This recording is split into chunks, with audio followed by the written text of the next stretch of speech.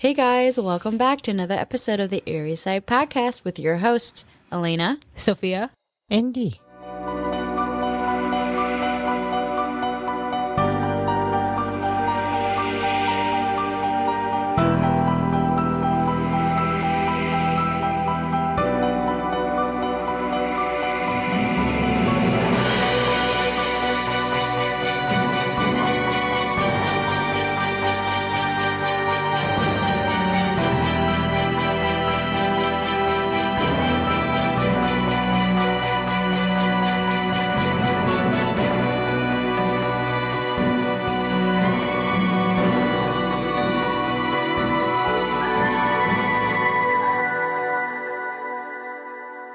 Guys, so welcome back to the second part of the Who Killed Susan Woods podcast. We would just want to say thank you for everyone who's listening. Whether this is your first time listening or you're returning, we just want to say thank you and we really appreciate it. Now, if you're ready, it's time to get on the Erie side. All right, guys, so we left off with fingerprint samples matched to someone named Joseph Scott Hatley. Do you guys remember that? No, wait, okay. You never said that. Yeah, I did. The last episode. I remember I was like, Oh, yes. That's you said remember this name. Yes. Mm-hmm. Joseph Scott, what? Hatley. Remember how Miller got a phone call from the from a DPS officer, and they said that they got a match on the prints. Yes. And it went back to Joseph Scott Hatley. Okay. All right, so who is Joseph Scott Hatley? Well, before I kind of get into all this information that I'm going to start talking about, I'm not going to say how I have this information, which I will get into later, but if you're wondering why I have like some of these quotes and stuff, it'll all get cleared up later.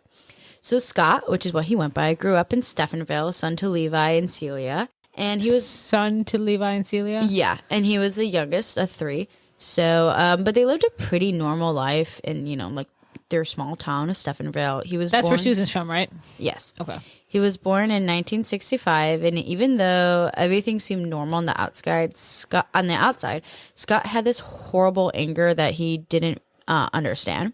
He also claimed that his mother abused him and would slap him regularly, but his mother denied these claims. He also experienced bullying in school due to his weight. Him and his sister were both overweight and around 8. He would often fantasize about his revenge on the kids who hurt him and his sister. He had a lot of questions about life, one of which was sex, but his parents refused to help answer, which of course only confused him more. There were also at what age was he curious about sex? I just think this is just... I thought she said 8. No, so around 8, he started to fantasize about revenge on on the kids that were making fun of him, and his sister. But as for when he started to have like a lot of questions about life, I don't know. I'm assuming that's still pretty young. They were also a pretty religious family who attended church on Sundays. But from the outside, him and his family seemed pretty normal. But Scott is, clearly dealing with some extremely dark thoughts. And at around 12, his favorite thing to do was daydream about mass shootings. And this was around the late 70s, so it's kind of early for mass shootings daydream. Right, and this is the 70s too, so he's not seeing anything in the media about, school shootings, because they really didn't happen around, at this time, so all of this is purely just coming from him, from his own dark mind. But obviously, no one really knew about, what was going on with him with the school shootings and just these dark thoughts. Because he really held on to that and dealt with that internally. So how is, Scott connected to Susan? Because we know that Susan let her murderer in because there was no signs of forced entry. And she clearly talked with this person and, let them have a drink and smoke. So how did he know Cindy? How did he know Susan? So Scott was Cindy Hayes' first cousin. And Cindy was Susan's best friend. And they were cousins on their mom's side. They spent holidays together, and Cindy and her boyfriend at the time, Roy, described him as pushy and the bully of the family. He would also talk down to his other family members, and he did all of these, and he did all of this because he knew his mother would never say anything, because he was the baby of the family. So he was clearly a little spoiled. Roy was actually one of the few people who saw the darker side of Scott and didn't want to spend time around him, even when Cindy wanted him to spend time with her cousin. Roy was uncomfortable with Scott's love for true crime specifically. So this was Cindy's cousin? Yeah. So for a second, I thought you meant Susan's. No, okay. Yeah, Cindy's cousin. And then, so Roy was uncomfortable with his love for true crime and specifically serial killers. So he had these fantasies and obsessions with, true crime and serial killers for a pretty long time. And at about 13, he started to hang out with his sister and her friends. It's when he was with them that he tried beer for the first time, and he was instantly hooked. Scott said, quote, "My mind that always worked too fast slowed down, and I could focus for the first time in my life. From the first buzz, I knew that alcohol is what I craved, what I needed, what I had to have," end quote. He also loved pornography and would hide that and vodka from his family. And then eventually in 1984, so this is his senior year of high school, he joined the Air Force Reserve and trained at Carswell Air Force Base in Fort Worth. And after graduating, he went to San Antonio for reservist training and then transferred to a technical school at the Air Force Base in Colorado. And it was here that he met his future wife. However, her military life didn't end when the training ended, and versus his, because Scott decided not to enlist, but his wife, on the other hand, did. She was assigned to the Pacific island of Guam, and eventually Scott moved there to be with her, but things soon started to not work out between them. And for the first time in a very long time, Hatley tried praying, and when that didn't work out, he did what anyone else, would do in that moment, pledged his life to Satan. Obviously, as one does. So tried praying to God. That didn't work. And he just thought to himself, well, let's pray to Satan. So really? Yeah. But there was one problem. He didn't know how to contact Satan or anything like that. But all he knew, though, was that they always used candles in the movies. And his wife had so many candles in the house. So he used them. Now, I'm going to read a very important quote from Hatley about him contacting Satan, and I want to hear what you guys have to say about it. So Scott said, quote, "My wife had a house full of candles, so I gathered some up and lit them. I got on my knees and asked Satan to help me out of my situation. I prayed that I would give him my soul for my freedom. If I could have only known what consequences my actions would bring to..." Sorry. Well, I'm going to just restart this quote. So Scott said, quote, "My wife had a house full of candles, so I gathered some up and lit them. I got on my knees and asked Satan to help me out of my situation. I prayed that I would give him my soul for my freedom. If I could have only known what consequences my actions would bring to my life. May God have mercy on my soul." It sounded almost like a poem or a prayer at first. Yeah. So what are you guys thinking? It's a little interesting. He's a little strange. Yeah, he's definitely a little strange, Sophia. I think he needs some help, Yeah, he's not the most... But you gotta speak into your mic, girl. Yeah, he's not the most normal or... Yeah, he's just not really your typical person, I guess. But at this point, his wife was going out alone a lot, and he believed that she was having an affair. And he later stated that the affair was the, quote, "fuel that I would use to destroy my life. I just did not have the maturity or experiences to overcome this kind of thing," end quote. So he decided to move back home. And at this point, his drinking problem, has not gotten any better. When he came off the plane, actually, he was so drunk that he could barely walk off of the plane. Wait, there are people where, you get to they can get to a level of drinking where they are fully functioning. You can't even tell that they're drunk, but they black out. So there was this one guy who actually was so drunk that he flew to Vegas and was hanging out there and whatever, gambling, doing whatever they do. And then he he was totally unaware of it because he was blacked out. Then he quote woke up consciously and was forget who he's asking, like people at the hotel, like, how did I get there? Like, what's going on? And they were like, you checked yourself in. I think that's kind of what happened. Mm-hmm. But he had no recollection of it at all. So people can get to the point of drinking where they're actually, I don't know, it's fascinating, like going about doing stuff, not even know that they're doing it. Mm-hmm. It's crazy. I think Malcolm Gladwell talks about it in one of his books. So he was drinking now? Well, yeah, he was drinking and kept drinking. So if so he I don't know if he was like that. I don't know if he was a functioning alcoholic, but he definitely, I mean, at this point when he was in the plane, he was so drunk that he could barely walk off. I also don't really think he did much at this point. I mean, I think he did have a job when he was in Guam, but I don't know if he was like to the point where he was a functioning. But so when he got off the plane, he was so drunk he could barely walk off. And at this point, Hatley is 21, and now he starts working for his father again. He also asked people to start calling him Joseph so he could really, get a fresh start. But Joseph? Yeah, because his name is Joseph Scott Hatley. But he the whole thing with his wife and the fact that their marriage more or less had ended at this point. He started to have like a fresh start, and he was like deciding, he was like, everyone's gonna call me Joseph now, so he can, I guess, start fresh. Another reason that he kind of wanted to get a fresh start is because he had a lot of financial troubles when he was in Guam with his wife. He began using like the office copy machine to forge the company checks. And obviously this did not turn out well.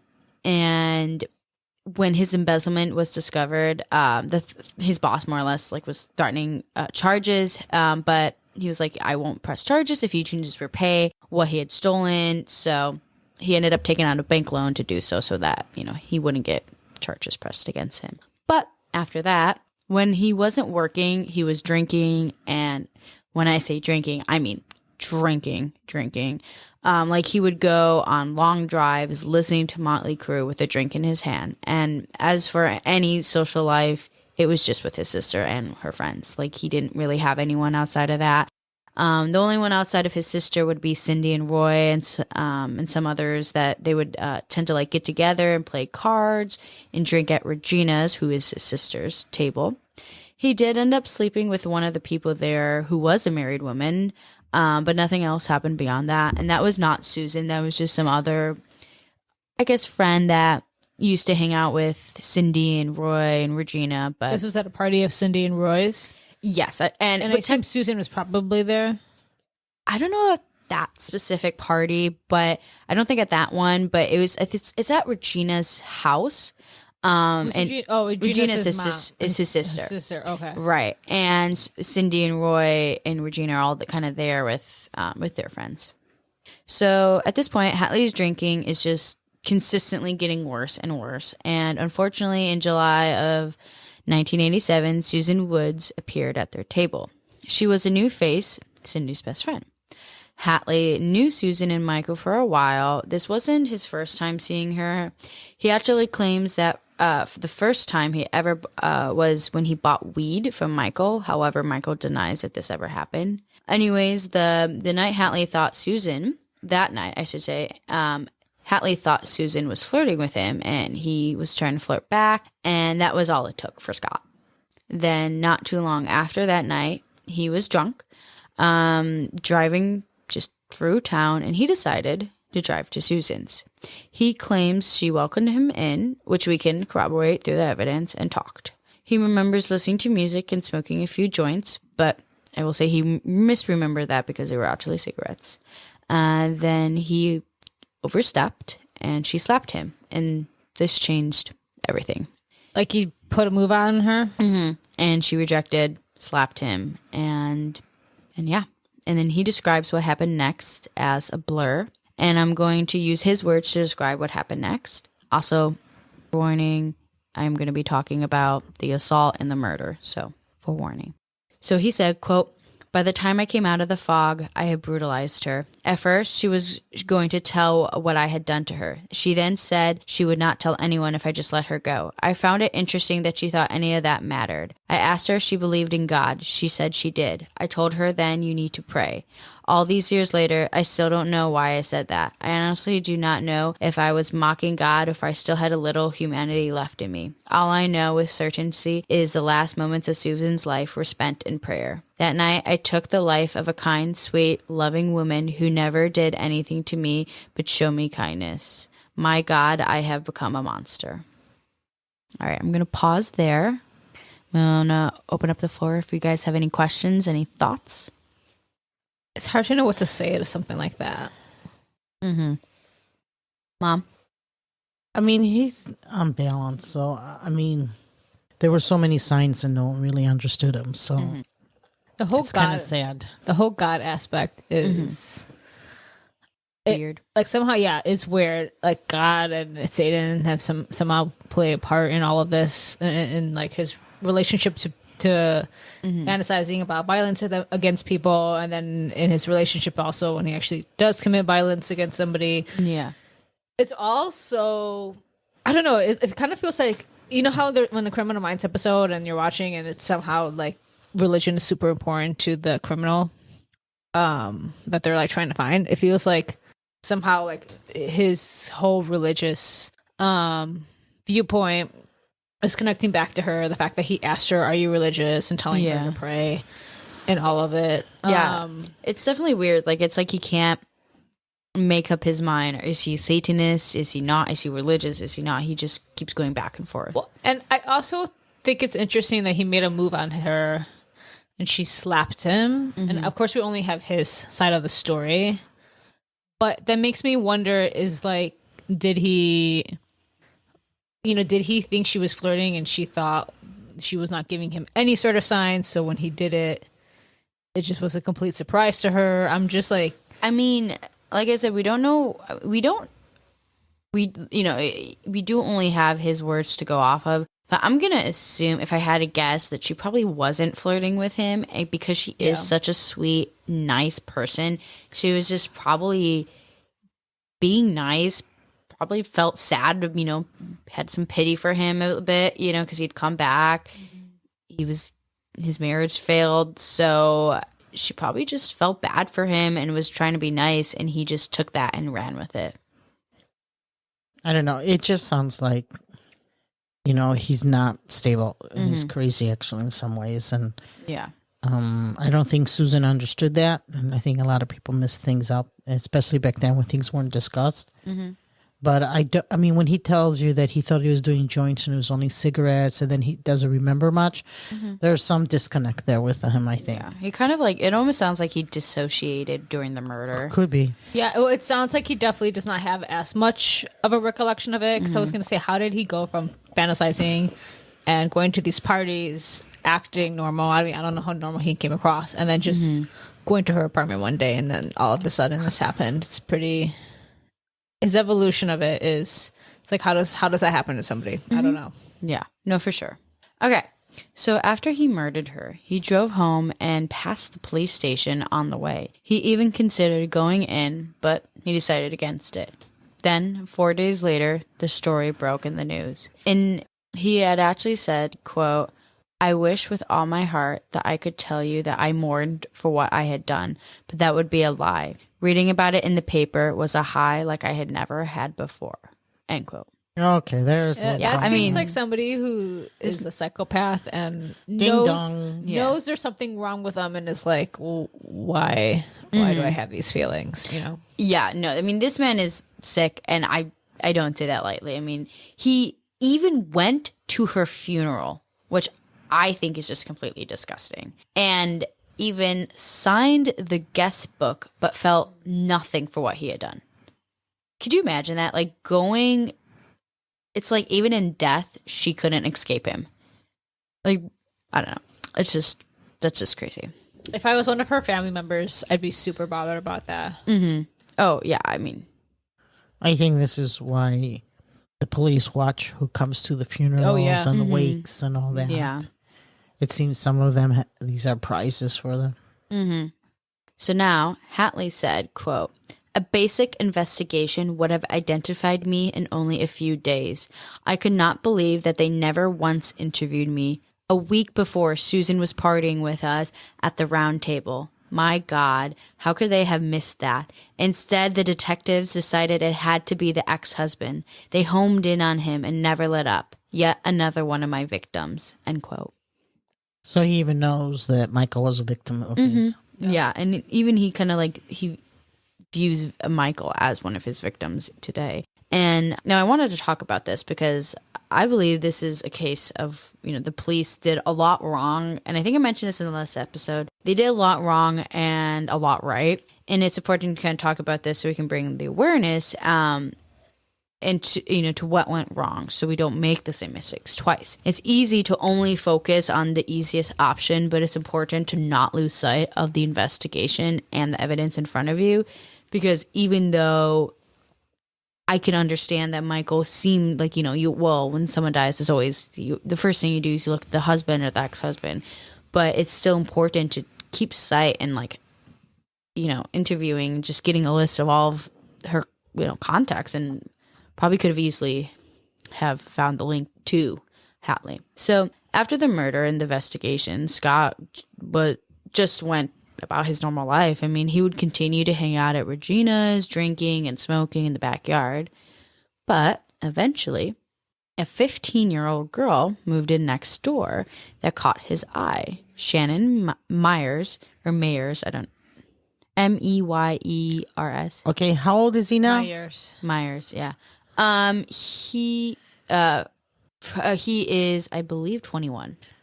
And a 15-year-old moved next door. Mm-hmm. Underage. Mm-hmm. Okay. He's living with Regina? Yeah, with his sister. Okay. Yeah. Shannon Myers and her family recently moved to Stephenville from Arkansas. Shannon was known as a partier. She liked to go to frat houses at Tarleton State University, and she just liked to have a lot of fun and stay out late. I mean, she was a teenager doing teenage things. But by the summer of 1987, Shannon already became friends with another cousin of Hatley, Melissa. She started to hang out at the Hatley's house a lot, and eventually they met. She described him as one of the few people who ever really took the time to talk to her. And because of that, they ended up forming a friendship. And eventually, one night on Regina's couch, Scott kissed Shannon. Then they got into this routine of her going out. Then when she would come back, she'd either smell the cigarettes or she'd see, the light from the cigarette in the backyard and knew that Hatley was out there waiting for her. So she would walk over and they'd end up having sex, most often in one of the bathrooms in Regina's home. So I'm actually going to send you guys a picture of what Shannon looks like, so you can kind of get another visual for her. What about Scott? I'm also gonna send you a picture of Scott as well, so you can see this is what he looks like younger. So if you guys look, the first picture is of Scott, and the second one is gonna be of Shannon.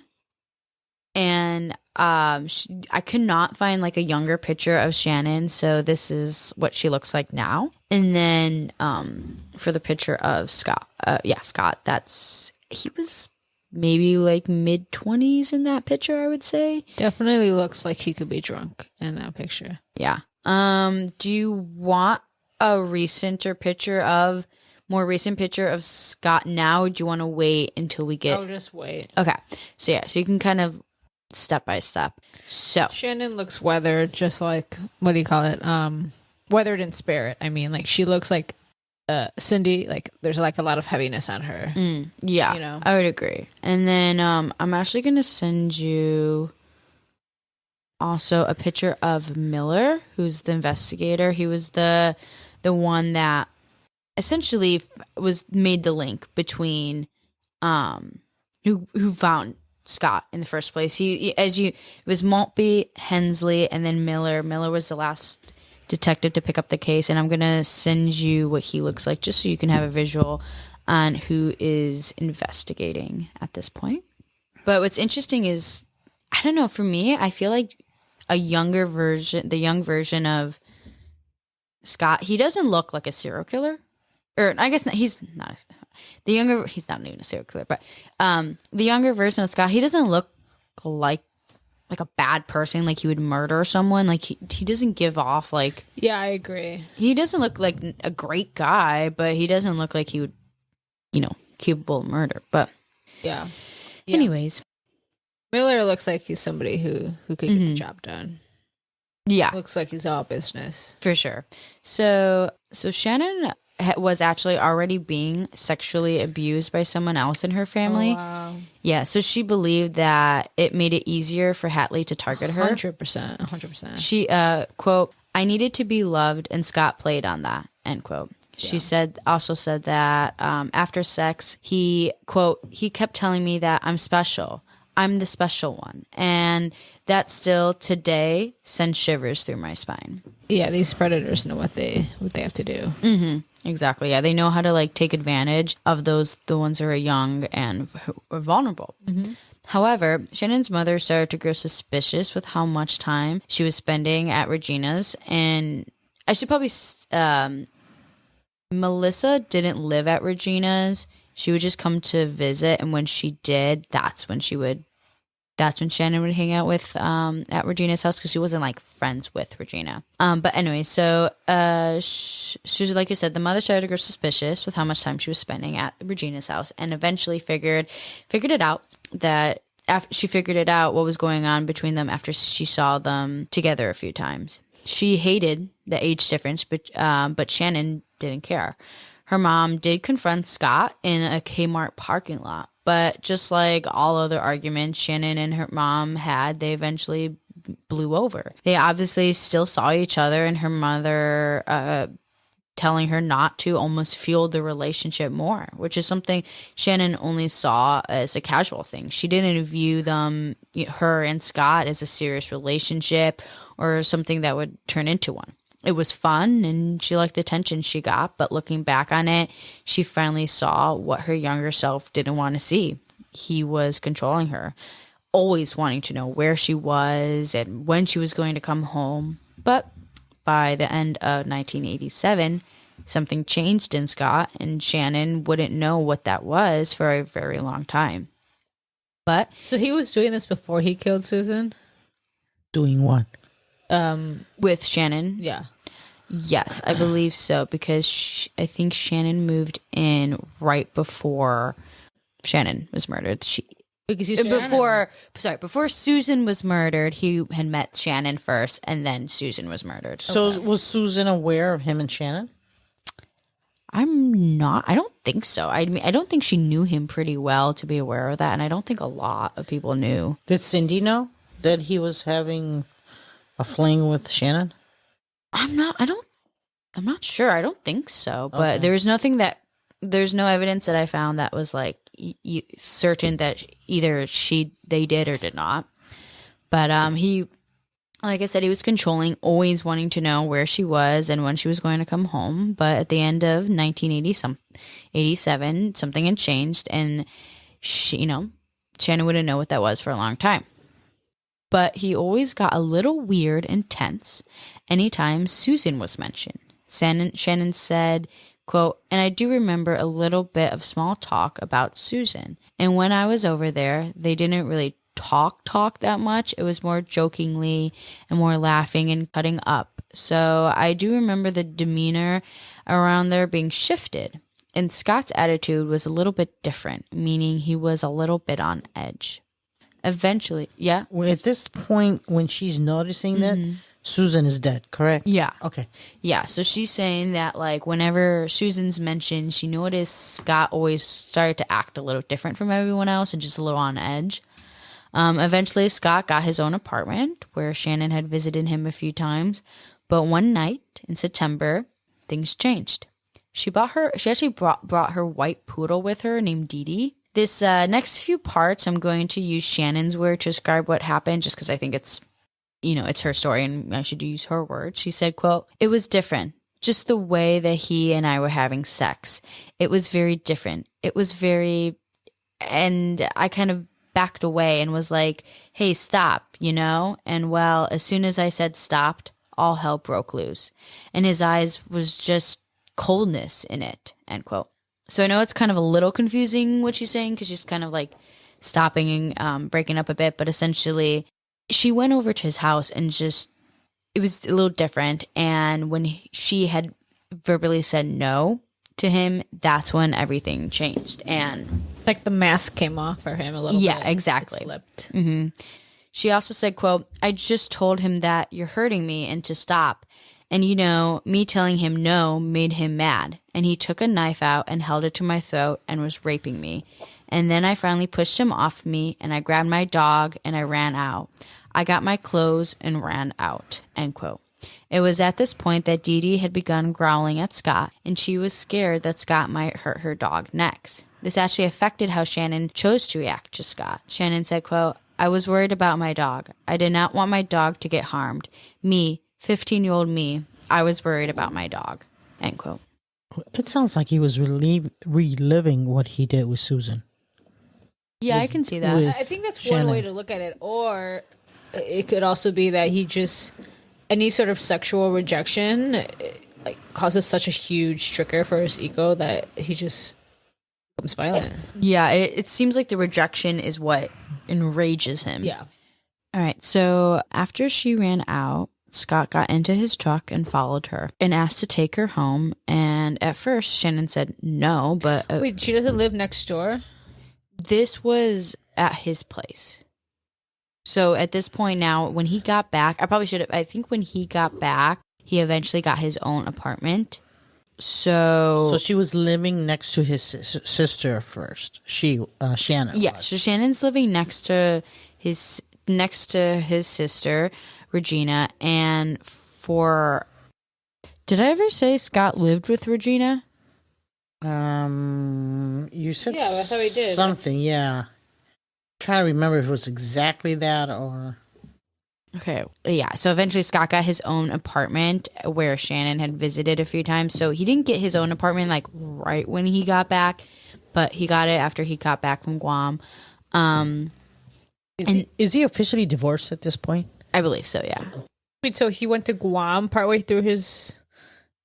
Remember, that was when... The military... Yeah, when he was that living... before he met Shannon? Yeah, that was before he met Shannon. Okay. Did he have any children with his wife? No. Okay. So, yeah, so he has his own apartment that he got, and that's where this assault took place. And then she ran out, and he followed her and asked, to take her home. And she said no at first, but eventually agreed, and he took her. Once she got home, she knew she had to tell her mom, which she dreaded. Shannon talks about this and how the talk between her mom and her went. And she said, quote, basically, she goes, I told you not to do this. See, this is what you get for being with him. You're in trouble. And being molested and raped and everything, I was like, okay, it's my fault. It's me. It's me. I was always in the wrong, is the way I felt, end quote. Now, this is something that is so unbelievably sad to hear because this poor girl had just been raped and was getting molested earlier by another family member and then get raped by Scott and went to her mother to, for help and to tell her everything. And she just victim blamed her. But her mom did make her go to the police and tell them what happened. She told an officer everything that had gone down with Scott. But once the officer knew that they were at some point, emphasis on were having a consensual relationship. I say consensual because, yes, it was, but at the same time, it wasn't because she was still underage. But because she said that they were in a relationship before, he grew skeptical of her claim. Now, even though the relationship, was incredibly wrong, even if it was consensual back then in 1988, when all of this was happening, the laws were different. So he couldn't actually be arrested so long as he claimed it was quote unquote consensual.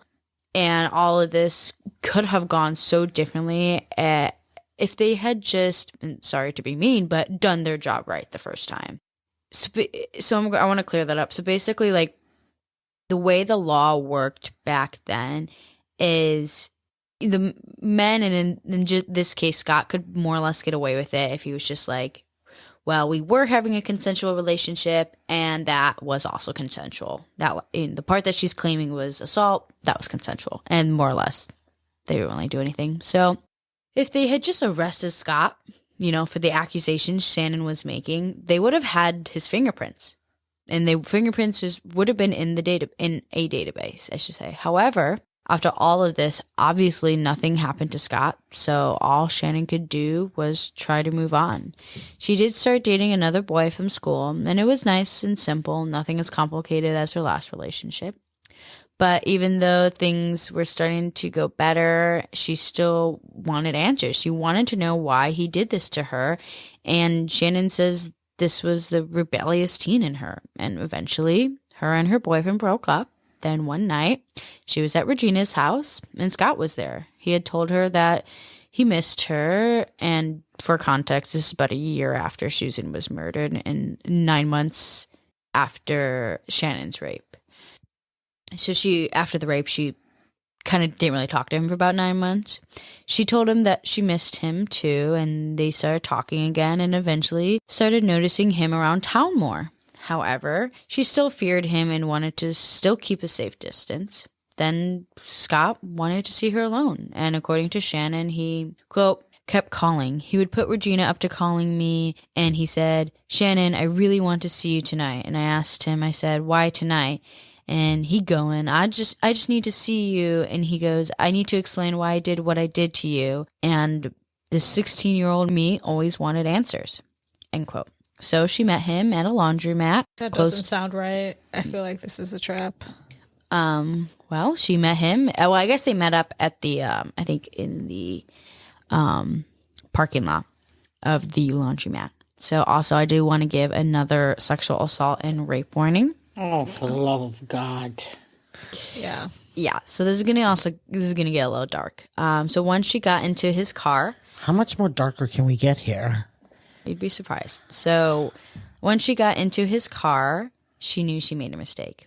As soon as she got in, he wanted her to move close to him, and the way he was talking to her seemed different to her. He still had aggression and anger in his voice. So all she could do was exactly what he told her to because she was scared. Not long after they started driving, he stopped at a roadside park. She was confused and couldn't understand why he chose this spot, but she did notice a hill down to the roadside park, or down the road, and you could see if there was any other car there, so, or if any were coming to. So Shannon thinks Scott had planned everything. It was clear as soon as they arrived that he wanted sex, and she said no, but he wouldn't take no for an answer. Once they got out of the truck, he slapped her and started to take off her clothes. Then he started to rape her.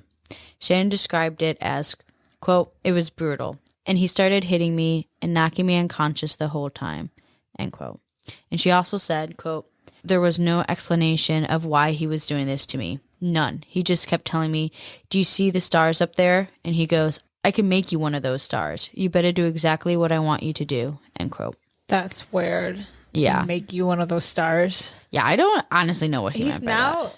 Well, I mean, I know what he means by that, but like, I mean, I'd kill her, but like, I don't know why he worded it in that way, I should say. Well, it's just now he's like going to where he's actively like doing this with he's planning this, right? Before it wasn't like a spur of the moment thing.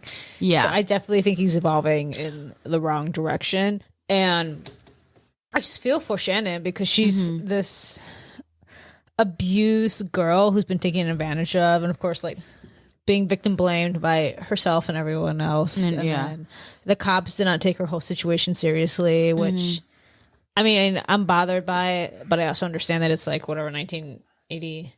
Yeah, 19. I mean, it's not that far back for them to not be true.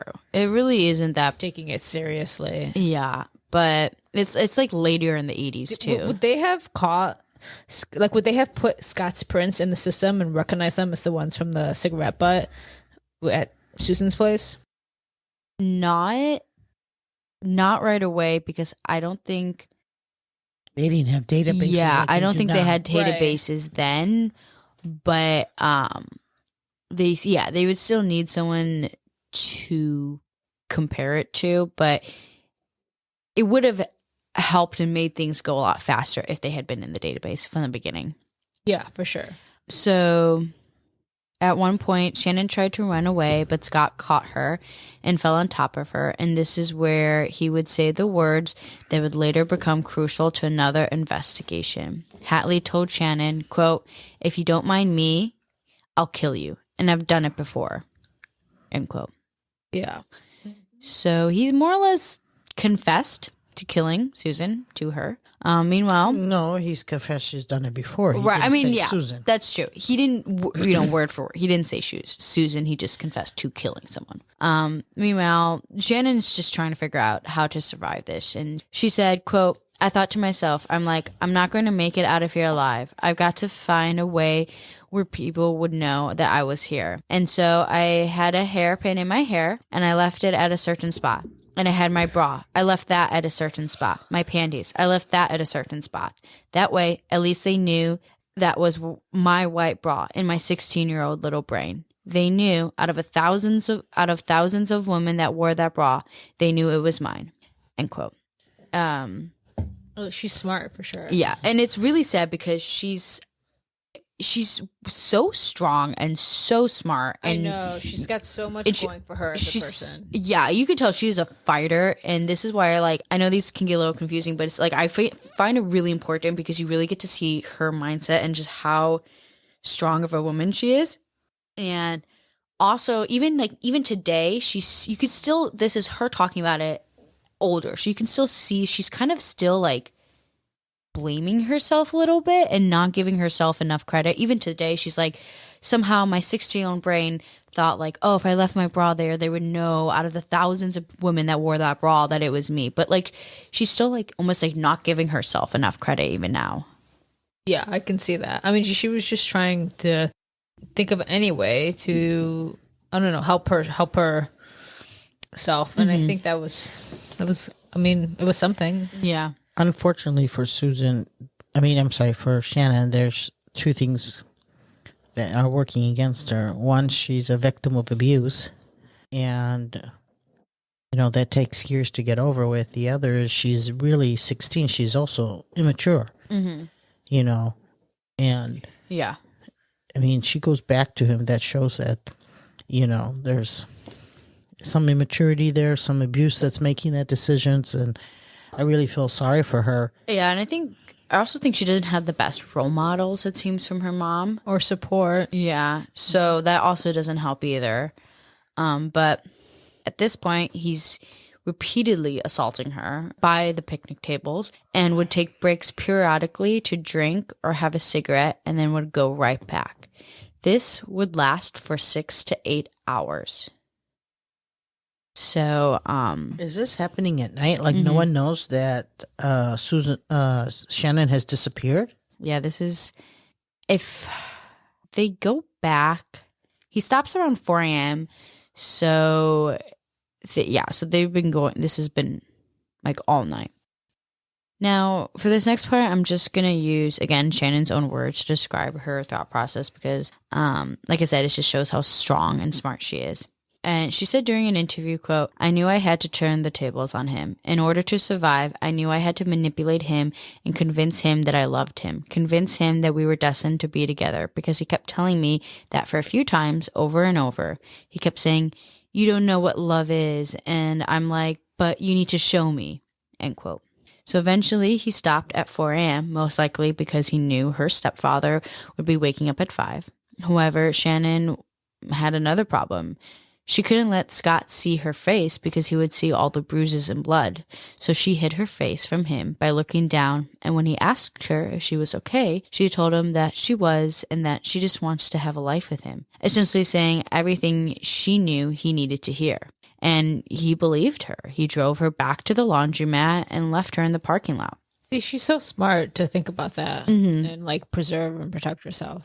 Yeah, I mean, she knew. She's if Scott sees my face all bruised and bloodied, he knows that this isn't something that my mom is gonna just let slide. It's something that is noticeable. So again, I'm gonna use her own words. She said, quote, "At the laundromat, I've never ran so fast in my life. I ran home and my stepfather was walking out of the bedroom. I mean, it was just minutes." And he goes, "What happened to you?" And I fell into his arms and I said, "Scott did this to me." And he hollered for my mom and he goes, "We've got to take her in," end quote. At the hospital, they performed a rape kit and deputies came from Earth County Sheriff's Office because the crime took place outside of Stephenville. And to make matters worse, when she wakes up the next morning and looks out the window, she saw Scott. He was at the post office, and the hospital was downtown right across from the post office. Shannon was in her hospital room with her sister and said, quote, "And I was screaming, 'There he is. He's going to come get me.' And she had to rest assure me, 'Shannon, you're safe. He's not going to come get you.' And I'm like, 'Yes, he is. He's right there," end quote. That was like a conversation she had with her sister. So Shannon even remembers telling the officers that she was going to be his next victim. And for some reason, the officers didn't do much with that information. She made it clear to them what he said to her, but they didn't do anything about it. Meanwhile, Hensley was still investigating Susan's murder, but he had no idea about Shannon because Shannon's attack happened in a different town. There was just confused what the officers were thinking when why she shouldn't be concerned about Shannon's life. And they're probably thinking she had a relationship with him and got a little rough and who knows what. Yeah, and it's more domestic than But I feel like her injuries and everything are very clear that this was an assault. This was not. I think because they're in a small town. I think if they think it's domestic, they probably think this is not something we're supposed to get involved in. Right? Even though that's wrong. If I had to guess what they're thinking, that's what I think it'd be. Yeah, I'm gonna have a drink to Shannon. Yeah, because so Shannon's attack, like I said, happened in different towns. So there's a whole different police department who investigated her case. So they, the two cases between Shannon and Susan were never connected. That makes sense. So now let's switch to Hatley. He was awakened by a deputy sheriff knocking on his door. Hatley grabbed his pistol and was ready to shoot the deputy, but left when no one answered. So Hatley left and went to He left and he started out in Mexico. Then he wanted to go to California, but decided on Las Vegas when he saw the billboards. He didn't do much, just drank and thought about suicide. He would even put his gun to his mouth. Eventually, he was running low on money and decided to pull his gun on the woman who worked at a shoe store in a mall. And then he robbed a hotel clerk after that, but only got some coins. It wasn't much.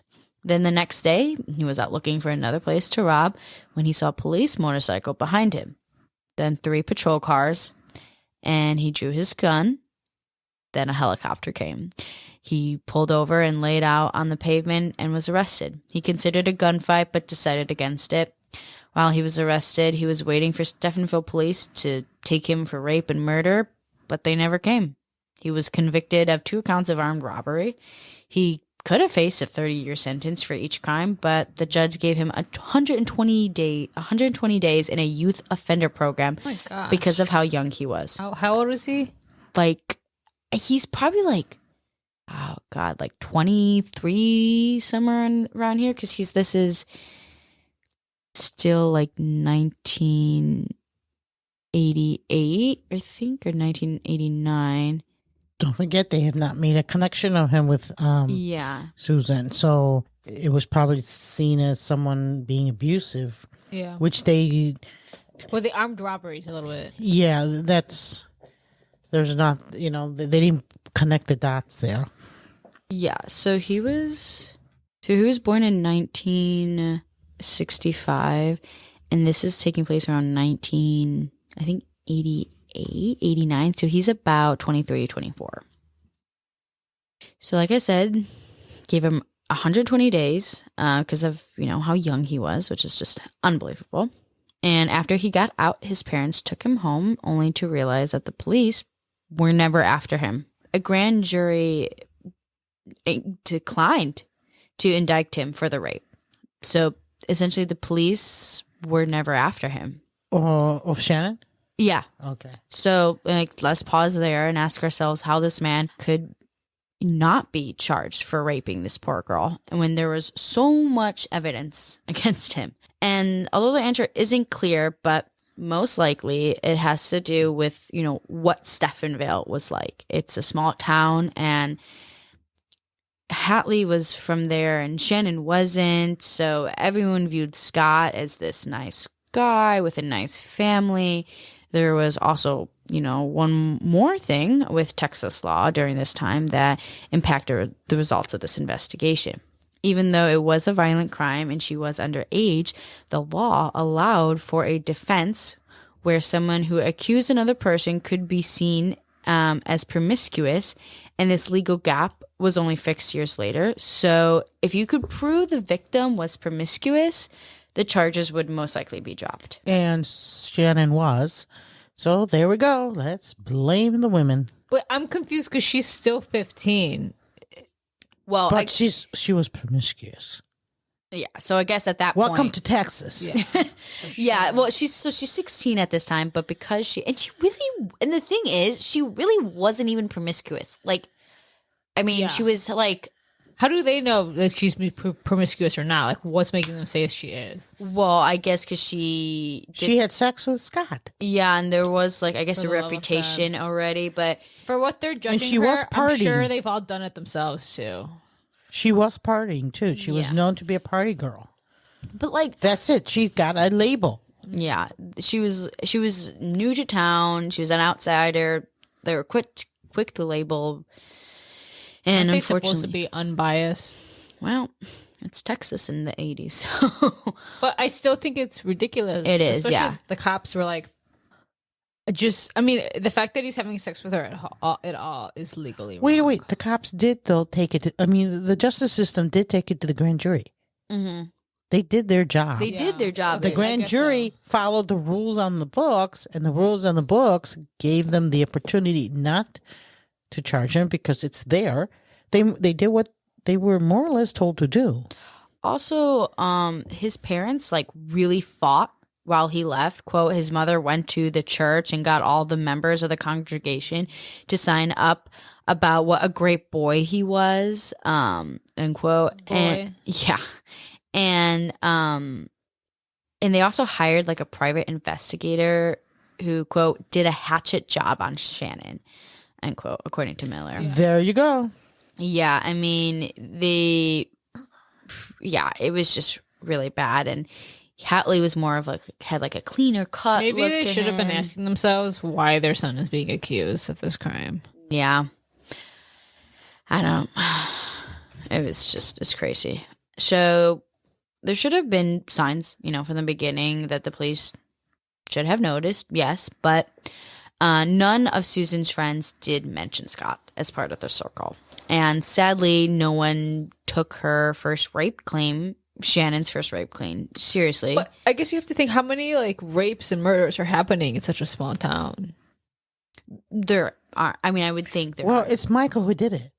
Do you understand? Yeah. They had known Michael did it, and Scott is just having some good time with Shannon. Yeah. And Shannon just didn't wanted to complain or wanted to clean her image or whatever and blame Scott. I mean, it's complete tunnel vision. Yeah, people have reasons for it's easier to looking believe at the facts. Yeah, it's easier to believe it was Michael, and it's the outsider. So Michael's the one that did it, and Shannon's lying, and then the ones who lived there, like Scott, are perfect. And I guess Scott does have his family and community ties. Right, exactly. And that does help him a lot in this. So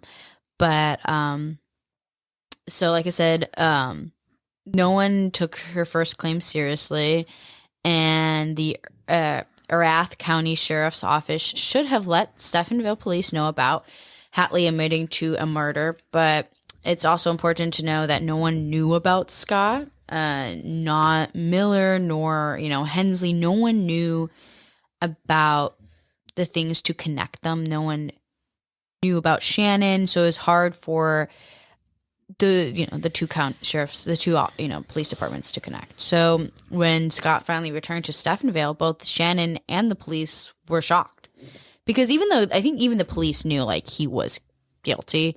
But so now I think they Why would you? They did send it to the grand jury. They did. So I think the police knew, like that it happened. So because even the police were shocked that he had come back, but unfortunately, the grand jury and the messed up law gave him an unfortunate loophole. So now that he's back in town, getting away with yet another violent crime, it only seems to bolden him even more. Eventually, he started following Shannon around, and she had had enough and confronted him one day. She yelled at him, telling him to leave her alone, and that he knew what he did to her, and it worked. He seemed to stop following her and stopped harassing her. His life did start to get worse soon after, which was about like a year after the rape, when her mother and stepfather moved away and she lived with an uncle. Hold on. Is she still in Stephenville? Yeah. Okay. And then he seemed to stop following her and stopped harassing her. Her life did start to get worse soon after, unfortunately, which is about a year after the rape, when her mother and stepfather moved away and she lived with an uncle. Then she got married quickly to a local Stephenville boy, but the marriage only lasted about 90 days. After that, she would go to one of her friends for support, but he was unfortunately killed in a motorcycle accident. Oh my gosh. Yeah. She said that this was her lowest point and that she considered killing herself. But she moved to Pasadena, Texas with her mom. For years, she would get professional counseling. It wasn't easy, her journey, and her journey towards recovery, but she was a survivor, and she kept telling herself that. This girl had been through so much. I know. In such a short period of time, but I'm glad she's a fighter. Yeah, she is, and her story is honestly amazing. Yeah. A drink to Shannon. Amen. Yeah. So, did you just say amen? I say that. I have a tendency to say that. I used to start without much thought, right? Like you just throw it out there. Well, I used to like to start saying that sarcastically, and now it just has become. That's the problem when you start saying sarcastic. I know. I used to say y'all sarcastically, and now that's just like a daily part. It's just a normal vocabulary word at this point. So now that Shannon was gone, Scott still didn't stick around for long because he still felt that at any moment he could be arrested. So he moved out to Nashville and eventually got married in 1993 again. He and his wife had 2 children, and Scott became a truck driver. When he was on the road, he claimed he would pick up broken women, mainly from bars. But if anything was non-consensual, or if any other law was broken, there was no way to tell. So I mean, he's claiming they were, but consensual. You're saying? Yeah. You see how he said he'd pick up broken women? Like he was targeting specific people for sure. Yeah, he was targeting women that he thought would be easy for him. Mm-hmm. He is a true predator. Yeah. Yep. Mm-hmm. And even though he tried to move on and start a family, he never could, really could run from himself. He ended up rear-ending a truck in Dallas, which kind of started rear-ending a truck with his truck? I believe so, yeah. Which kind of, started this downward spiral for Scott. He did get a new job at a grocery warehouse that paid well, but things just kept getting worse. His daughter was injured in a car accident and needed a lot of... his daughter? Yeah. Okay. It needed a lot of physical therapy. His wife has multiple sclerosis, and a tornado had damaged their apartment, forcing them to move, which didn't last long because a drunk driver then crashed into their new duplex. Oh my... The amount of car crashes happening in this man's life is wild. So Scott actually believed that this was God's punishment for everything he's done. I would too if I were Karma. I would too.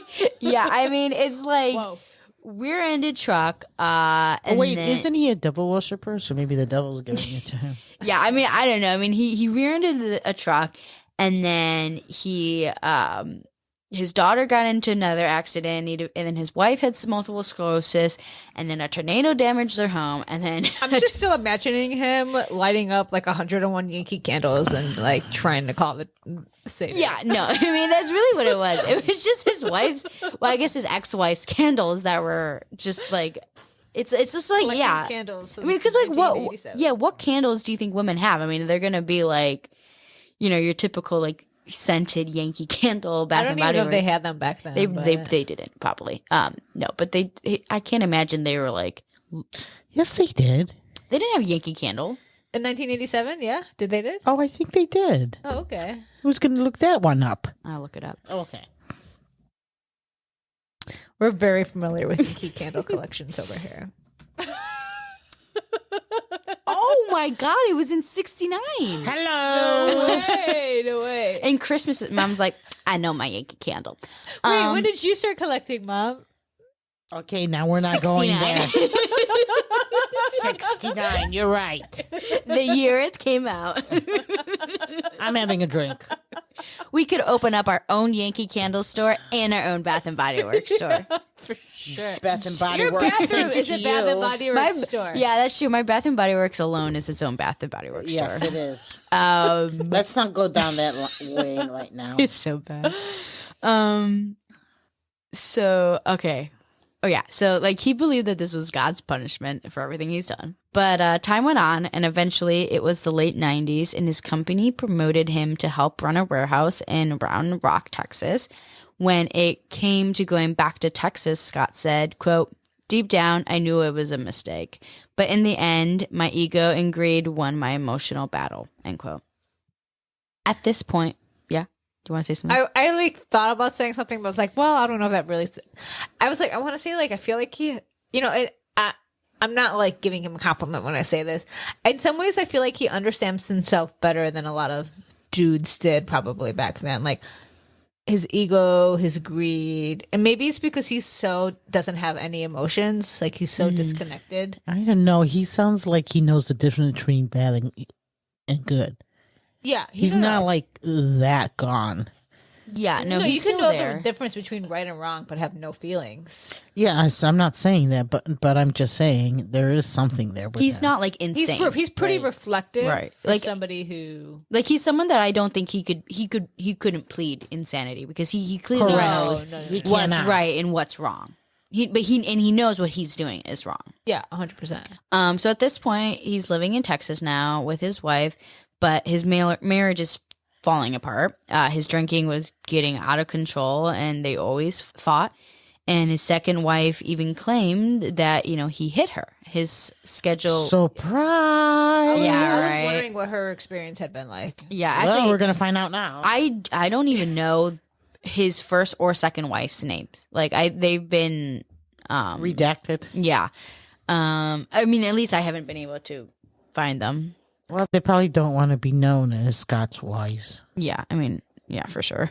So his schedule at this point mainly consisted of working nights and sleeping in the morning. But Sorry, you said it consisted of working nights and sleeping days? Mm-hmm. Okay. But one glorious morning on June 6, 2006, after 19 years, the police came from him. Don Miller drove to Round Rock to arrest Hatley and said to his partner, quote, "Make no mistake, the day is 6/6 of 6, and we are about to meet the devil himself." End quote. My gosh. No way. That's wild. I know. When I saw that, I was like, That's wild. first of all, chills. Second of he all, was trying to bring the Satan about. And Yeah. Look what he got. second of all, Miller is just awesome. We love him. Whoa, that's freaky. I know. It was just a few months before that Miller was reading the file on Shannon, and now he's finally closing in on him. Scott came to the police station willingly, and Miller interrogated him. When he told Scott why he was there, he didn't seem like he cared, more like he was bored. Miller said, quote, "He comes in and tries to act calm, cool, and collected, nonchalant, which to me is a big red flag," end quote. But this wasn't that big of a problem for Miller since he didn't need a confession. The physical DNA was more than enough, and Hatley proved it when Miller asked about his fingerprints. He just explained that they all used to hang out. The next day, Round Rock police continued to talk to him. Now, Hatley is, saying he had an affair with Susan, which obviously is not true. And at this time, Hatley's wife is now pressing charges for abuse. So it's like all crumbling, beneath him. Then that night, Hatley went to IHOP with his family, where the police arrested him for the domestic abuse charges. Then, so he had gotten arrested and then released on what, bail for the other? So he actually never got arrested yet. He had willingly walked into the interrogation. Yeah. So Scott willingly walked into the police station. Oh. So they just reached out to him or met him and were like, we want to interrogate you. Yeah. And then, but they didn't have enough to arrest him. And at this point, then his wife pressed charges, and then they were able to arrest him for. That's what they're arresting him for right now, is the abuse charges. Obviously, his wife was like, this is too much. Yeah. And I'm pretty sure he's at IHOP with his family. So I don't know if it's just his daughters or if his wife's there too, but that would be kind of crazy if his wife's there as he's getting arrested for abusing her. Yeah, that would be. But then after a few days, Miller filed for an arrest warrant. Once the results came back, it was a match for the DNA. The DNA on the cigarette butts matched his. So now, before this had a chance to reach the public, Miller found Joe Adkins, Susan's father, at the golf course. He told him that they had the man who killed his daughter, but he didn't believe it. He just couldn't believe it. He just couldn't believe it could be anyone but Michael. And Miller faced this problem everywhere in town. Even Cindy and Roy didn't believe it at first. Roy still felt uncomfortable by the way the police treated him, with the whole, like, we know you did it, might as well confess. So it ended up costing Roy the job that he wanted to have in law enforcement, as well as another one that he wanted. So he actually thought what happened to him was now happening to Scott. But once Miller explained everything, they both realized. Cindy said this tore her family apart because they were divided. Some believed it was him and some just couldn't believe it was Scott. Michael, on the other hand, got the call when in a college class. Even though he was cleared, he never felt completely safe. But once he got that call, Michael said, quote, "I hadn't had a cigarette in a year. My professor, who came out with me, gave me one. I needed it. I cried a little bit. It was surreal. They finally got him. I was beginning to think they never would." End quote. So I'm going to send you a picture now of what Joseph Scott looks like now. Joseph Scott? Yeah. Scott? Joseph Scott Hatley. The guilty individual? Yeah. Yeah, he's dead. What? Okay, can you just shut up, Mom? You're such a spoiler. Well, she just said Mom always spoils everything for me. Oh, I know. She's terrible. She's so bad about it. Like, can I just show, she's like, did you see the scene where this person You died should have sent the picture of when they arrested him. That's different. That's what I was thinking. When you said Earth Country, I thought when you said Erath County, I thought you said Earth Country. Or something. I don't know. County. It seems like his hair got darker over the years. Doesn't look very blonde anymore. Yeah. He looks like he knows what he's done. How can you tell from that picture? Making a judgment call. Is there any other thing you want to spoil today from me, Mom? She said now. She didn't say when he arrested him. Okay. So now at this point, it was time for Miller to track down Shannon Myers.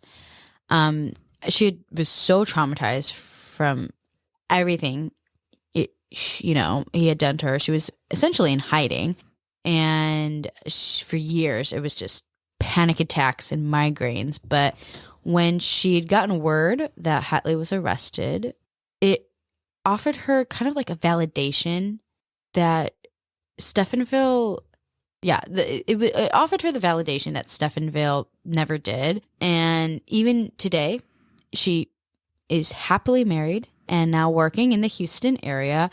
And, after years of therapy, her life, I feel like, is finally her own. It's not Scott. Yeah, it's not Scott. She's no longer, she's kind of like, in a sense, like a victim of Scott, but she is no longer like Scott's victim. She's her own woman. Yay for Susan. Shannon. I'm glad Yay for Shannon. I'm glad she was able to overcome this.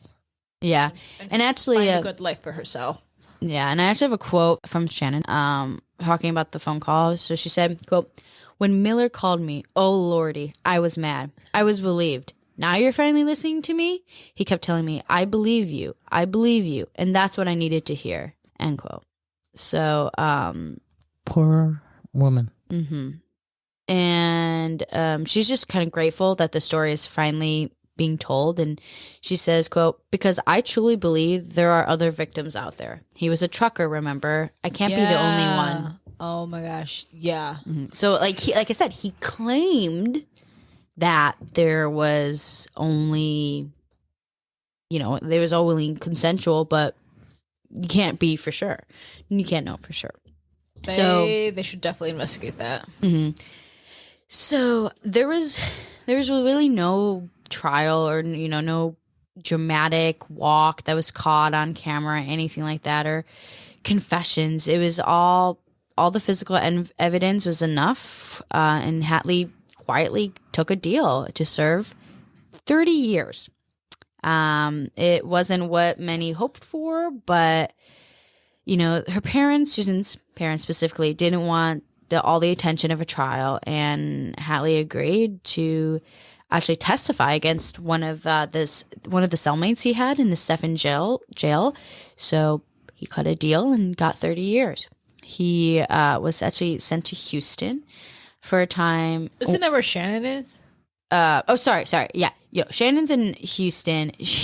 Huntsville. Sorry, he's not where. That would be terrible if they sent her. I was going to say. No. So he went to Huntsville, and he actually claimed to rediscover religion. Of course he did. Which one? I'm going to go with I'm assuming he means Christianity, but okay. Who knows? And he wrote actually in his manifesto. They probably wouldn't let him light candles in jail. So yeah, we'll go towards the Christianity then.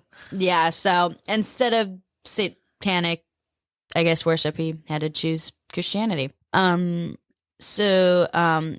2017, he was diagnosed with bladder cancer, but he actually soon went into remission, and he was released the following year on good behavior, meaning he only served 11 years. No. Mm-hmm. No. Yep. That's ridiculous. He went into a halfway house in Midland and was repairing like oil field trucks, but it was laid off due to the coronavirus pandemic, and that's when he moved into an RV parked outside Abilene, because it was close to one of his daughters, Amanda.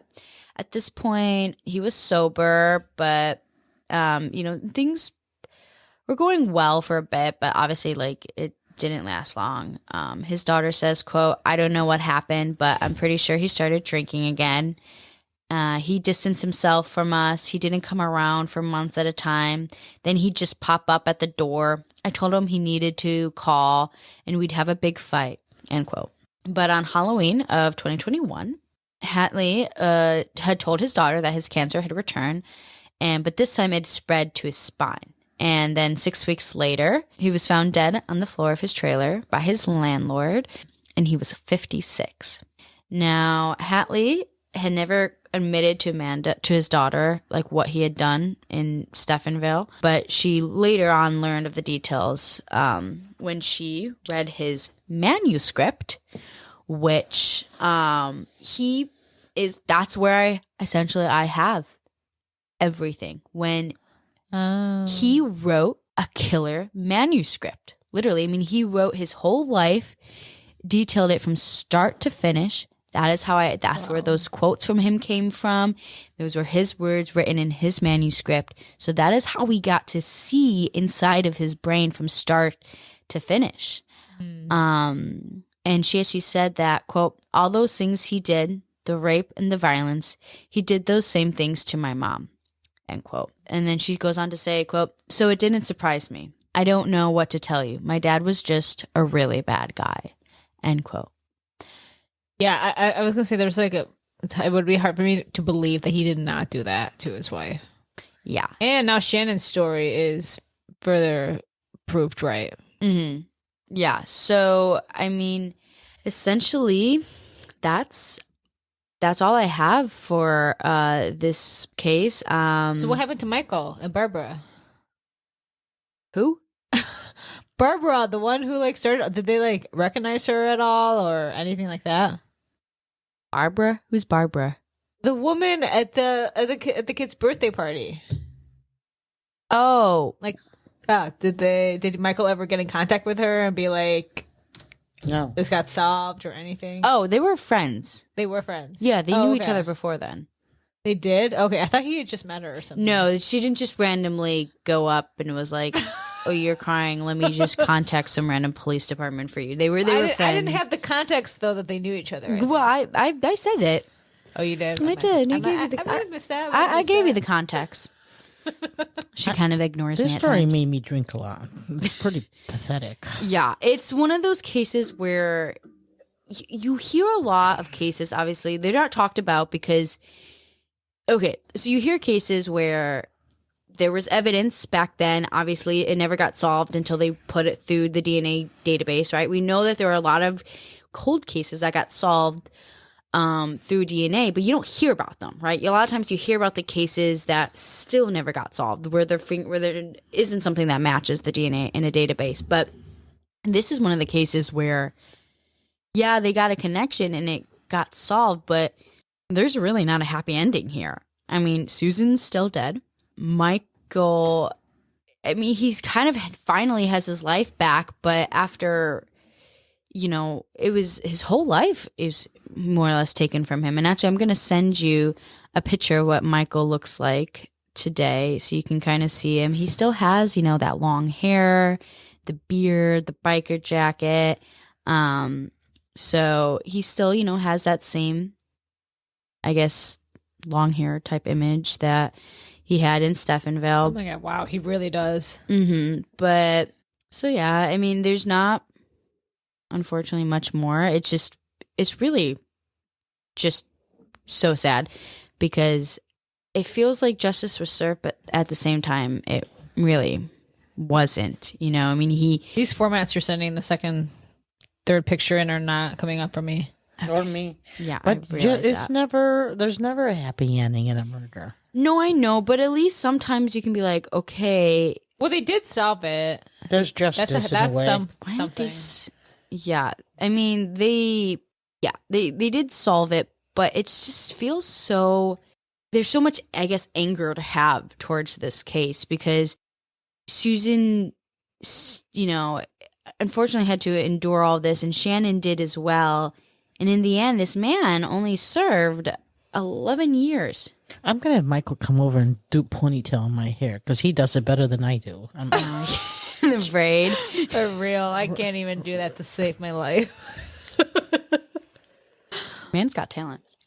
he does. So yeah, I mean, I don't know. This is one of the cases where I just kept reading it and I just kept getting more and more and more frustrated.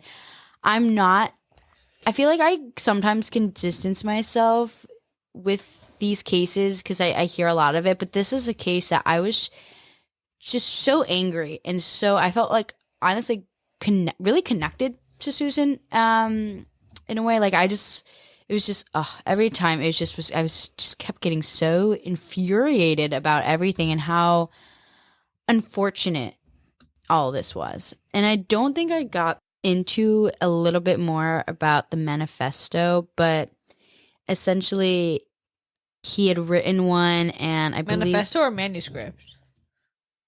both. Oh, okay. Well,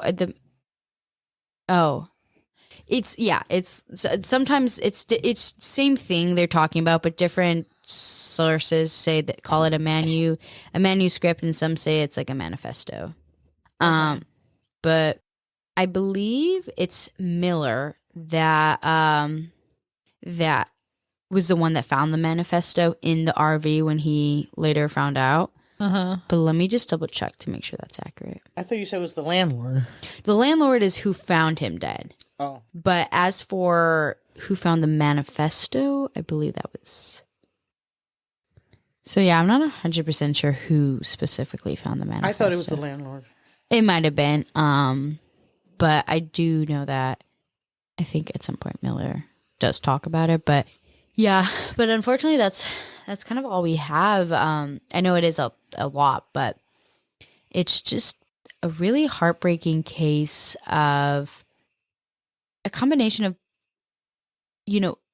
police officers not doing what they should be, I mean, Maltby in the beginning wanted to be a hero and he took it on, and then, but also just unfortunate circumstances. Like no one mentioned Scott to when they were when their friends were getting investigated or not investigated, when they were getting questioned, no one mentioned Scott because in their mind, like, one, he really wasn't a friend of Susan, and two, no one thought it could be him. No one assumed it was him. So it was also like police didn't do everything right, but there's just some unfortunate circumstances that just happened that created this perfect storm that made it very hard for them. And then of course there was a whole town being biased and having, tunnel vision, as well as the investigators too, specifically I think, Maltby.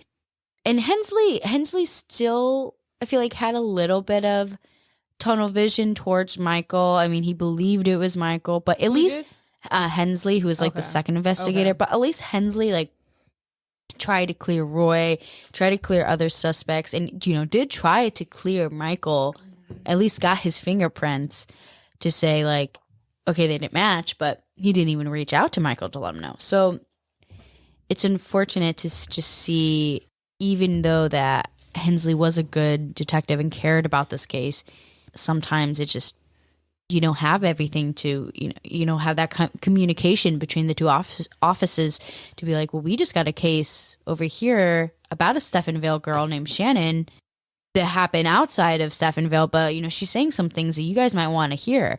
They didn't share much back. Right. Yeah. And even now, I think databases are making things easier. Mm-hmm. And I think Scott knew that. I think that's why he took her specifically out of town. Yeah, that really could be. Because he was like, right. you know what? They're not gonna talk to each other.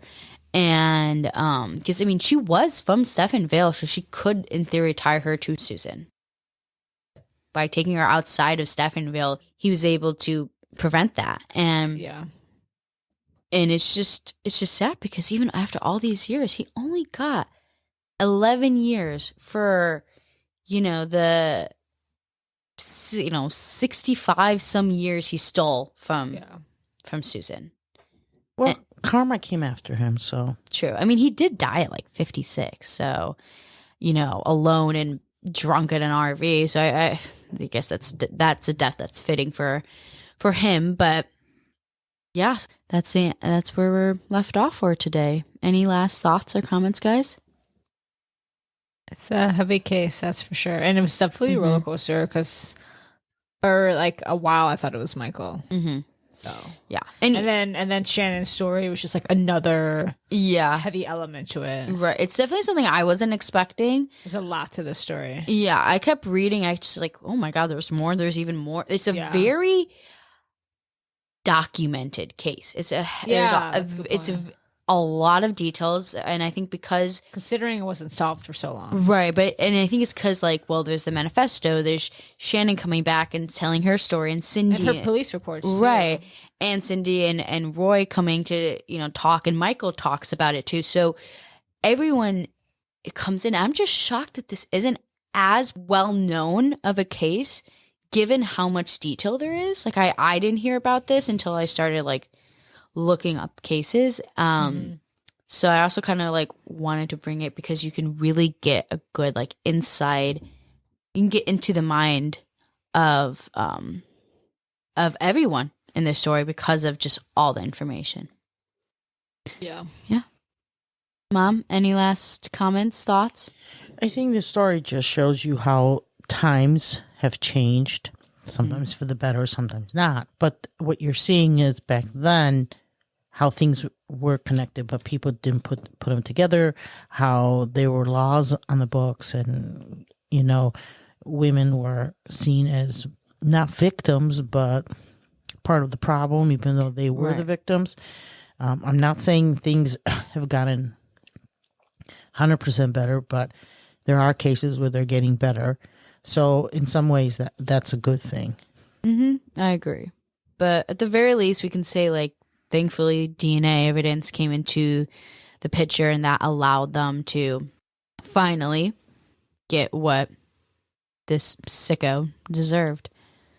All right, guys. So that's the end of this podcast, or this episode, I should say. We do want to thank you guys so much for joining in. We hope you enjoyed this episode, even though we know it was a lot and kind of a roller coaster. I kind of tend to pick more heavy cases, but I think maybe next one we'll try to do something a little bit easier for everyone. Again, thank you so much for coming in. We just hope you guys can stay on the Erie side. Bye. Bye. Bye.